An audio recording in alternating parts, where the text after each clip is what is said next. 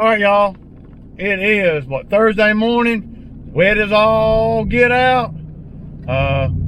We're gonna try to cut just a couple of lawns real quick. Ones that we were gonna do yesterday, but I didn't get to because, well, it rained and it's real wet now, man. I really don't have to do anything today either. I just hate it that it still goes back to those 2 weeks of no rain that we had, you know, and not working none of those days, you know. So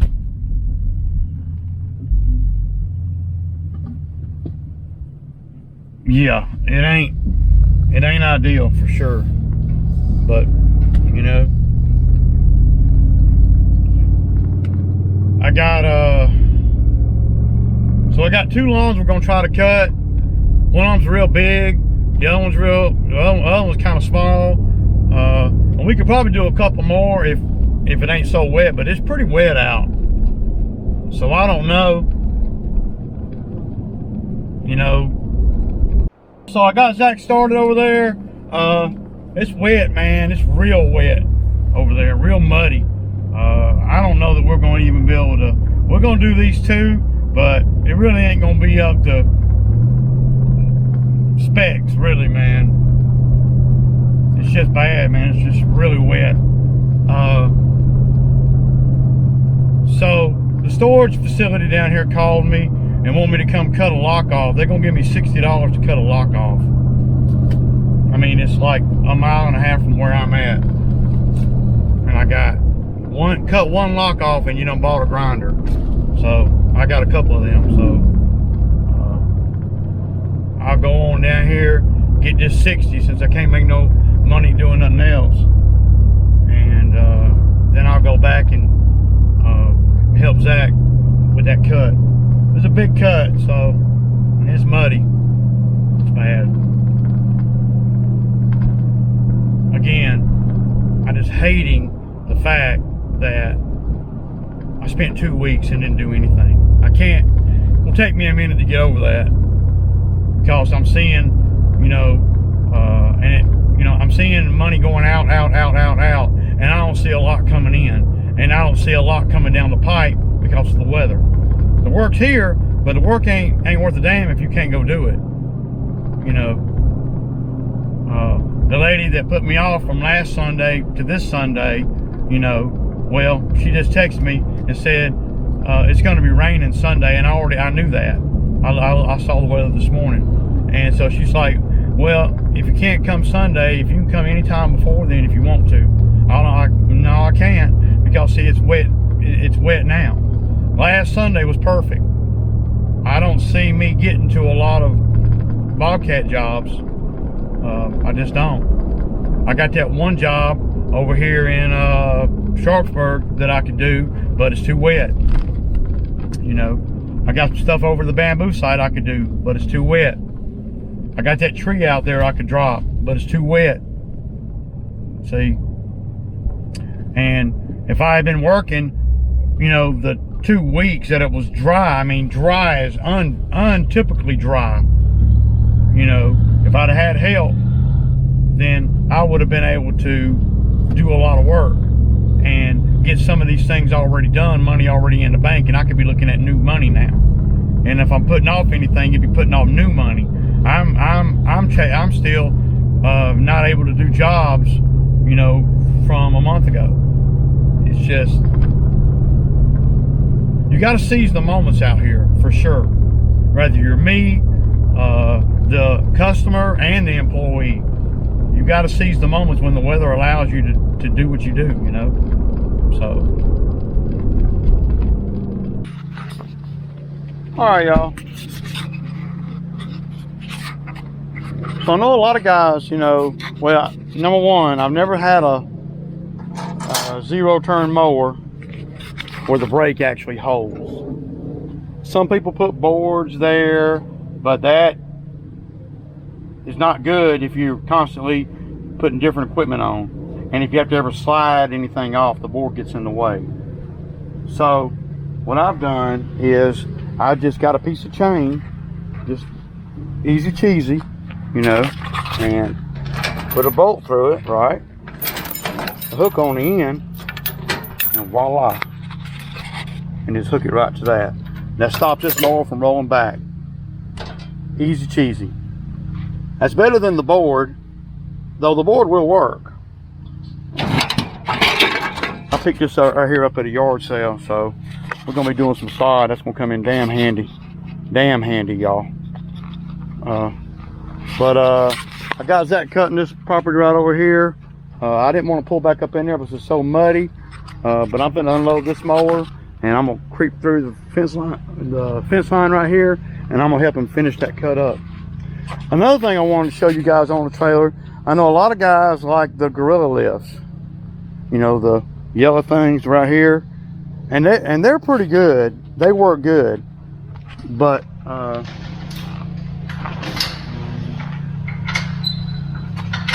if you want something that really works good, this design is much better. It's out of the way, right?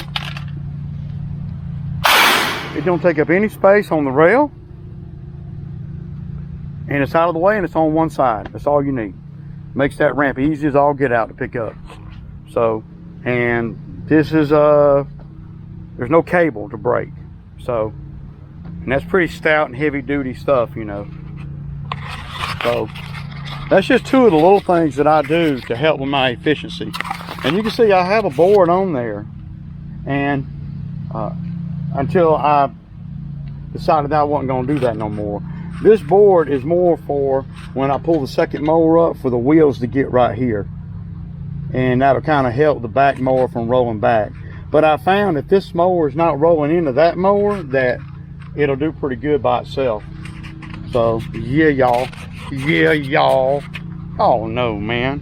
All right, man, I'm finna get on this lawn right here, and me and Zach gonna cut. Hey, y'all. See, on cleanup and properties like this is when you're glad you got 12 tires, because there ain't no telling what all's in here. And if you don't have 12 tires, you might come through here and get a flat tire, and well, you're down, you know. All my mowers got 12 tires, man. All of them. I don't think I'll ever buy a mower that don't have 12 tires. Because down here where I'm at, if you want to make the most money, right, and you want to be able to do the most work, you got to be able to have a machine that require zero downtime for things that are avoidable, such as a flat tire. A flat tire is something that you don't have to have. It's just about, you know, spending money on the wheels. So you'll notice this year that every one of my machines, though I did not buy a new machine this year, that every one of my machines have 12 tires on them. Every one of them. And I don't see me buying a mower without 12 tires. And if I buy a used mower, I'm gonna make sure I get a good enough deal on that used mower to be able to justify 12 tires. So if there's somebody selling a mower and I like it and I think it's worth it, and it's $6,000, say, I'll try to get them down to, you know, 5,500 or 5,200 or even 5, and then I can buy it like I did the Ferris.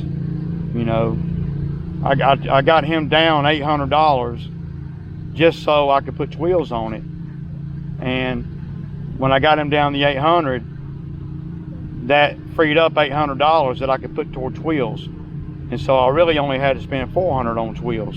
See what I'm saying? So, yeah. Feels good to be back out here again. And y'all know we cut a lot of acreage, so that's how we roll. So I've been cutting this yard right here for about 8 years. You know, this, and then up front where Zach is. It's kind of in a commercial area, but it's a residential property. But one of my commercial customers, I told them about it, and I think I've told most of you guys this. I told them that the owners over here were going to be selling this property, and they were like, really? Because they're just right across the street.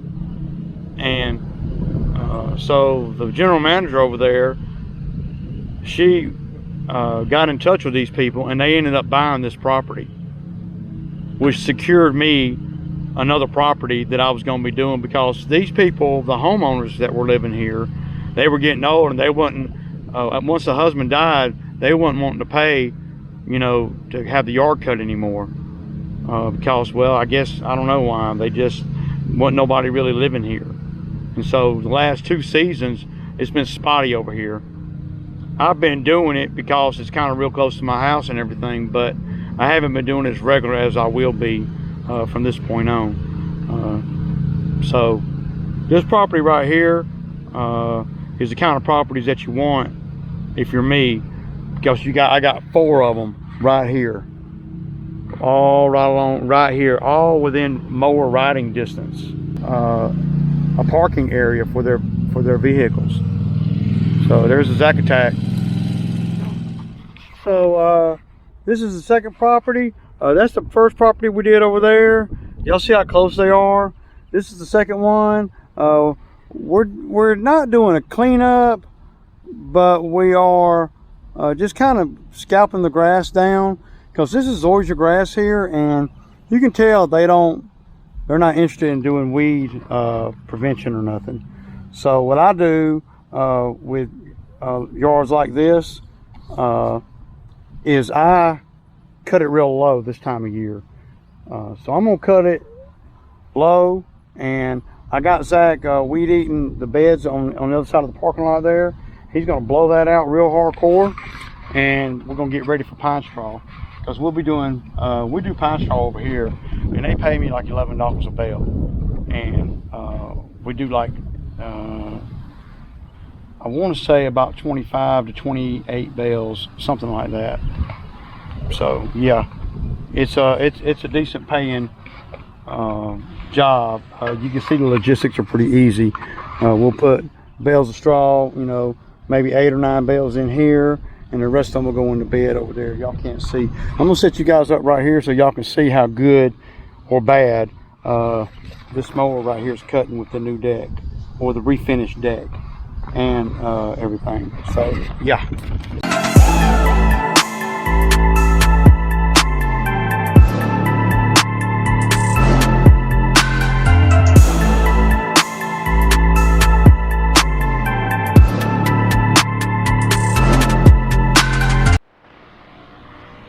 So y'all kind of see, I could probably cut it 1 setting lower, but it's really early right now, and I wouldn't even be cutting this right here, y'all, if it wasn't for it being so warm. I mean, we're at the end of February. I mean, we're not even gotten to March yet, and it's 75 degrees right now, and the weeds just start taking off. So it's good for a lawn care guy, you know, but at the end of the day, we just trying to get it prepped for pine straw, weed eated and sprayed. See, normally I wouldn't even start spraying for weeds and stuff this early, because I know we're going to have a cold spell. And the weed killer that I use, I don't know about anybody else's, but the weed killer I use don't work that good unless the weeds are trying to grow. Then it really sucks it in good. But we're going to have to do something, put some weeding feed or something down on here, but I don't want to put it down and then have a cold snap. That's the problem, see, with it being all the growth this time of year. So it's really not even normal for us to be cutting grass. He might not even be able to get them leaves. The wind is blowing.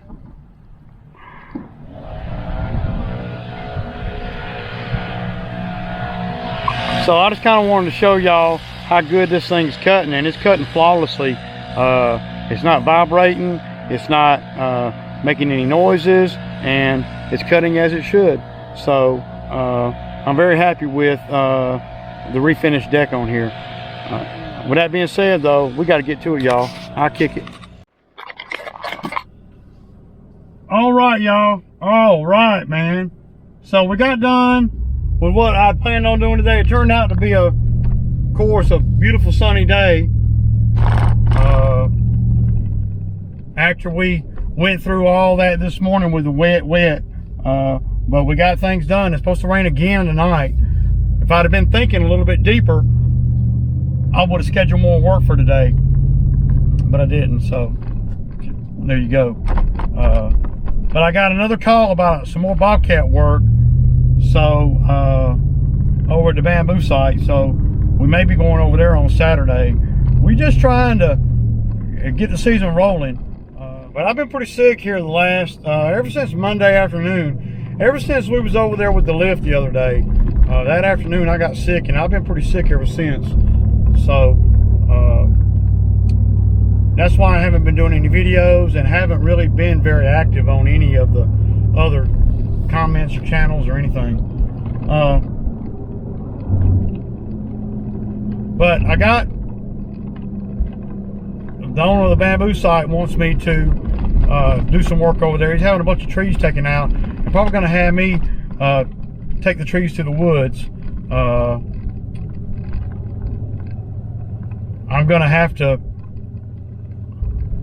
figure out everything that he wants to do, but that's good work for us. It takes a minute for me to get back into the flow of work. And being sick like I was not wanting to do anything. I was not wanting to work. But after you get out here for a day and you get to moving around a little bit, you know, you come out of that bluesy, you know, feeling, you know. At least I do, you know. And that's just a part of it, man. It's part of being self-employed and motivating yourself. You have to kind of go through some certain things in order to feel better, in order to feel better, in order to feel a little bit better. And you know, and you build up to where July you're doing 15 lawns and it's not a big deal. So I'm hoping that Zach can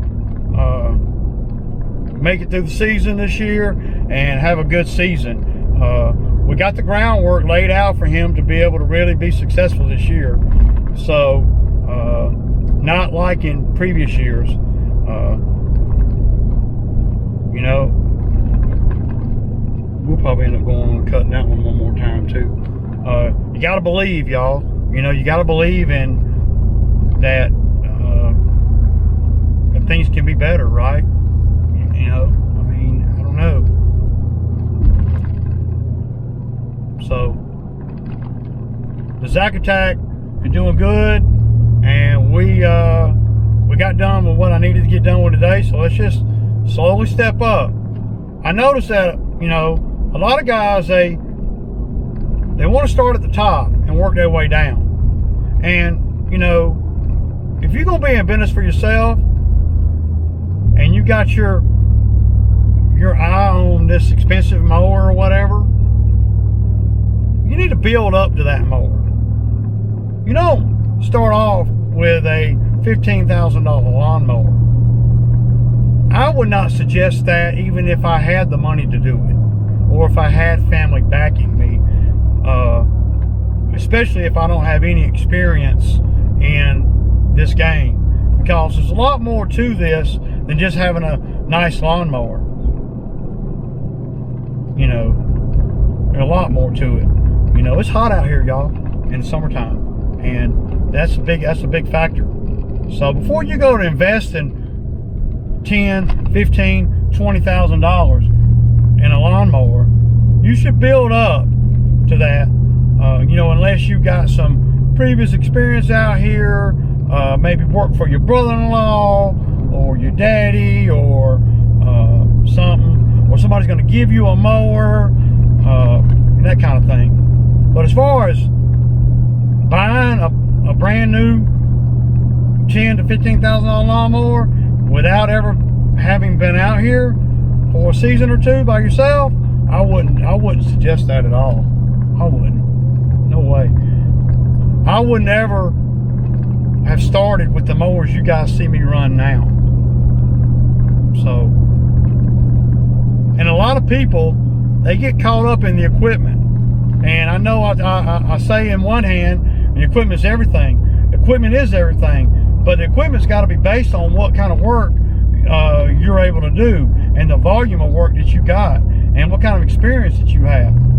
Your equipment's got to be kind of, you know, built around your knowledge as you grow, and your knowledge of what kind of customers you got, and your knowledge of what kind of customers you're looking for. You know, you don't go building your equipment up and then only to find out that the equipment that you built up is the wrong kind of equipment for you out here, or you don't like doing this kind of work, or the mowers are too big or too little, or whatever, because that can set you back. You need to start off with the cheapest mower that you can buy. Now, if you've been doing this a long time and you never stepped up to big boy mowers, but you got the customers, you need to go on and pull the trigger and do it. You know, sounds like a bunch of double talk, but it's really not. It's about basing your business on what you know you can do.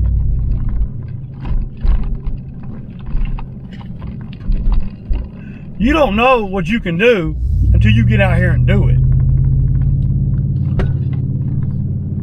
So, and I talk about it in a lot of the other videos, you gotta let your experience build up, your equipment build up. Experience build up, experience meaning the experience that you have out here and the knowledge that you gain from those experiences to build your equipment up. You know, and not that you have to have as many mowers as I got or whatever your business calls for. The mowers that I got are what my business calls for me to make top dollar in my general area. The mowers that I have put me in the best scenario to win.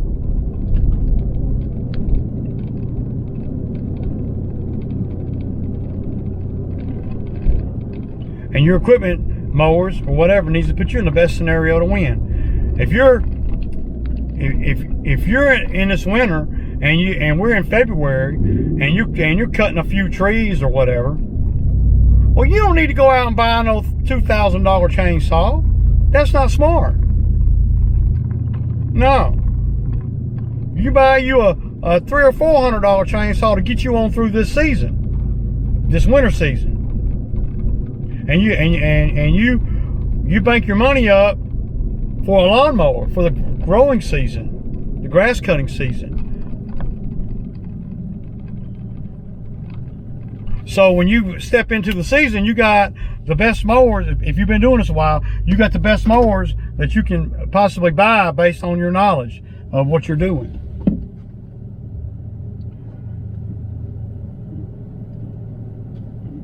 To me, if you ain't got a lot of experience or money built up from experiences out here, then you don't need to damn be buying a $10,000 lawnmower in September. That's not smart. That's not smart. Now, you might get a better deal in September from the people that couldn't make it through the winter. I mean, through the summer, or it's too hot out here, they don't want to do this for a living. You might be able to get a better deal. But that deal will be there next year and the year after that, after you get your equipment situated. And you know, you need to get your stuff ready first. And once your equipment's up there where you can, you know, support yourself and bank your money, then you start looking for deals in the off season. But in order to be able to bank your money up, to be able to get a deal in the off season, to be able to justify letting go of that money, you can't be running through the summer with an inefficient mower. Come out better, even if you pay a little more for it, buying the mower in April or May instead of buying the mower in September, October. Though you may get a better deal in September, October, you can't make no money with it right away. Or if you do, it's sketchy. But if you buy it in April, May, you got the whole season to build your money back. And I'd venture to say that if you're really smart with your money and you're really a go-getter, you can pay that mower off before the summer ends. Sure can. Yeah, I've done it before. You know, but you got to be hustling out here, and you're not going to do that in year 1 or 2. You got to have some sort of a client base for all that to take place. I don't know, it's just some of the things that I think about when I see some of the other videos I look at, and some of the comments on the other videos, not necessarily mine, but just in general. You know, everybody wants the brand new Skag, Exmark, Hustler, Walker mower, whatever, Wright mower. Everybody wants that shiny new piece of equipment. But it's got to make sense, man. And to me, it doesn't make sense to throw all your eggs in a basket like that in September, October. If you're going to roll the dice, let it be a more calculated roll of the dice. Meaning, April, May is the time to buy a mower, even if they cost a little bit more. It's true, because now you got the whole summer to make your money with it. And to somebody like me that's been doing this a long time, that is a no thinking thing.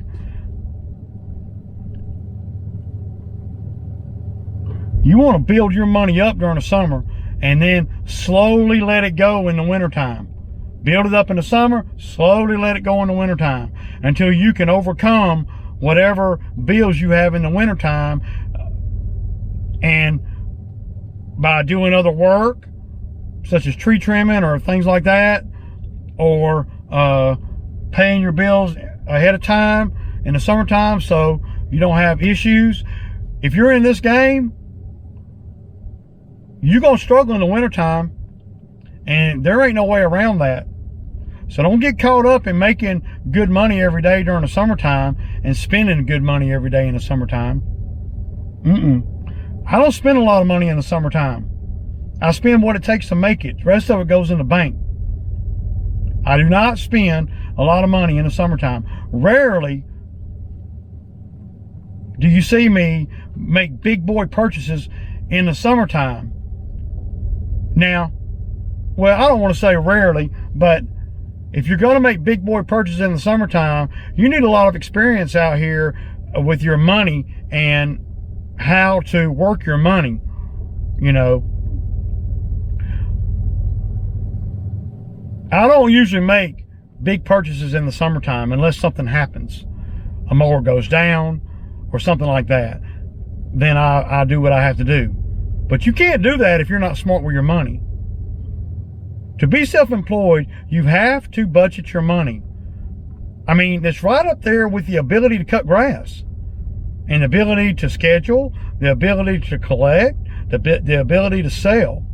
All these things are important. And managing your money is probably the most important out of all of them, man.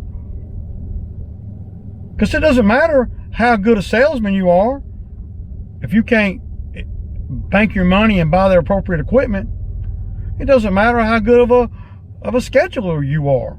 If you can't bank your money and buy equipment, it doesn't matter how good of a people person, social media, blah, blah, blah, blah, blah. If you can't bank your money and buy the appropriate equipment to make more money, then every skill set you got is all for nothing. Being smart with your money and budgeting your money is the most important thing to being an entrepreneur. To me. And I'm not a degreed financial guy. I'm not. So, anyway, these are the things that I thought about today on a you know, I got a little bit of mowing footage and all, but yeah. I want to give a big shout out to JoJo, the Lawnmower Man and Company. That was real funny what you did the other day, man. I like that, man. And I'm looking forward to meeting old JoJo one day, man. He's a character, y'all. Y'all get Y'all go check out his channel, man. It's the Lawnmower Man and Company. He doesn't do a video every day, but he does quirky videos, and they're usually pretty funny, man. It's Ray, and it's Sammy Time Thursday, y'all. We'll see you.